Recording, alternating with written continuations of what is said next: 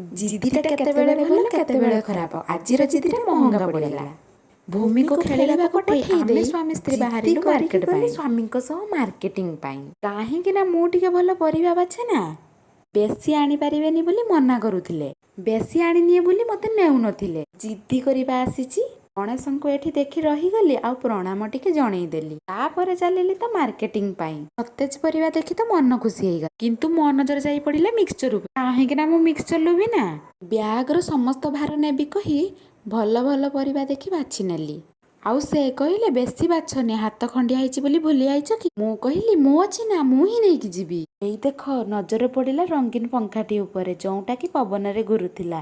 ତାକୁ ତ ନେଇକି ପଳେଇ ଆସିଲି, ଆଉ ରାସ୍ତାରେ ମୋର ଦେଖି ଅଟକି ଗଲି। କିଛି ଜିନିଷ ନେବାର ଥିଲା ବୋଲି ସ୍ୱାମୀଙ୍କୁ ବି ଡାକି ନେଲି। ବ୍ରିଟାନିଆ ମେରିଗୋଲ୍ଡକୁ ଆଣି ସ୍ୱାମୀଙ୍କୁ ନେଇ ଦେଖେଇଦେଲି। ଏପଟେ ସ୍ୱାମୀ ମୋର ବାଛି ବାଛି ଆଣିଲେ ସାଇକେଲ ଅଗରବତୀ। ତାପରେ ଆମେ ପଳେଇ ଆସିଲେ। ଡାହାଣ ହାତରେ ଖଣ୍ଡିଆ ହେଇଛି ବୋଲି ବାମ ହାତରେ ବ୍ୟାଗଟିକୁ ଟେକି ଆଣିଲେ। ଓହୋ, ବର୍ଷା ପାଗରେ ଟିକେ ବିରିୟାନୀ ହେଇଥିଲେ ଭଲ ହେଇଥାନ୍ତା। ଏମିତି କହିଲାକୁ ପତି ପରମେଶ୍ୱରଙ୍କଠୁ ସାଙ୍ଗେ ସାଙ୍ଗେ ବିରିୟାନୀ ମିଳିଗଲା। ଏକ୍ସଟ୍ରା ରାଇତା ଦରକାର ବୋଲି ଦହି ବି ଧରେଇ ଦେଇଥିଲେ। ଭୂମିକୁ ବି ରାଇତା ବହୁତ ପସନ୍ଦ, ତାକୁ ଗୋଟେ ସାଇଡରେ ରାଇତା ଦେଇ ଆମେ ବାଢି ଦେଲେ ଜଲ୍ଦି ଜଲ୍ଦି। ମୋର ଥିଲା 65 ବିରିୟାନୀକୁ ତାଙ୍କର ଥିଲା ଦମ୍ ବିରିୟାନୀ। ମନ କରିବା ମାତ୍ରେ ଯେଉଁ ଖାଇବା ମିଳିଯାଏ ସେଥିରେ ତ ଭାରି ଆନନ୍ଦ ଦେଇଥିଲେ, ସେଥିପାଇଁ ସେ ହିଁ ବଢ଼ାବଢ଼ି କରୁଥିଲେ।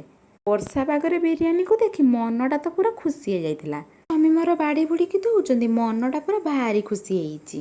ଏପଟେ ଦେଖିଲ ଭୂମି କେମିତି ରାଇତା ଖାଉଛି, ଆଉ ତା ବାପା ପିଆଜକୁ ବି ଭାଗ କରି ବାଢୁଛନ୍ତି। କାହିଁକି ନା ବିନା ପିଆଜରେ କି ବିରିୟାନୀ ଖାଇ ହବ?